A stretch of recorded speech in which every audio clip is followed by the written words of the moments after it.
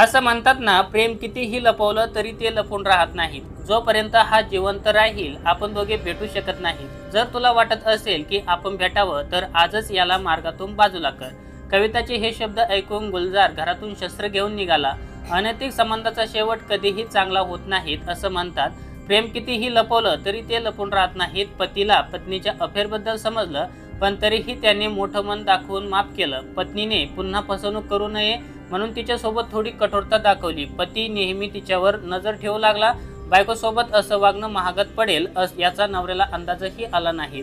पत्नीला नवऱ्याचं असं वागणं आवडत नव्हतं। नवऱ्याच्या कठोरतेमुळे तिला तिच्या प्रियकरांना भेटता येत नव्हतं म्हणून पत्नीने प्रियकराच्या साथीने नवऱ्याला संपून टाकलं। शुक्रवारी पोलिसांनी मृतकाची पत्नी आणि तिच्या प्रियकराला अटक केली। पोलिसांनी हत्येसाठी वापरलेल्या वस्तू, रक्ताने माखलेले टी-शर्ट, मोबाईलसह काही महत्त्वाचे पुरावे गोळा केले आहेत।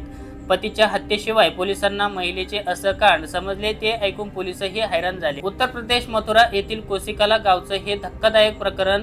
27 वर्षीय गोविंद घरातून दारूच्या नशेत निघाला होता। गोविंदाची पत्नी कविताने बॉयफ्रेंडला याची माहिती दिली। गोविंद दारूच्या नशेत असल्याच्या कविताने सांगितलं, जोपर्यंत हा जिवंत राहील आपण दोघे भेटू शकत नाहीत।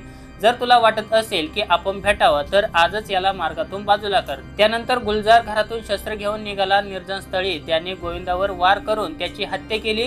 गुलजारने गोविंदाच्या गळ्यावर अनेक वार केले। गोविंद रक्तबंबाळ झाला। मरण्याआधी जीव वाचवण्यासाठी त्याची गुलजार सोबत झटापटी झाली पण त्याला आपले प्राण वाचवता आले नाहीत।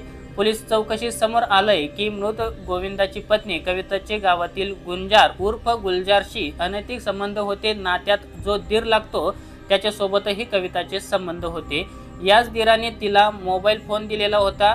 यावरून ती गुलजारशी बोलायची। त्याआधी 2020 पर्यंत बरसाना येथे राहणाऱ्या युवकासोबत अनैतिक संबंध होते। गोविंदाला याबद्दल समजल्यानंतर घरातून खूप भांडण झाली।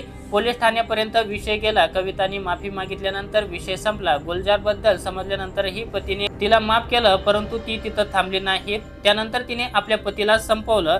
सध्या या प्रकरणाची आणखी चौकशी सुरू आहे। ही घटना ऐकून याविषयी काय वाटतं आपली प्रतिक्रिया नक्की कळवा।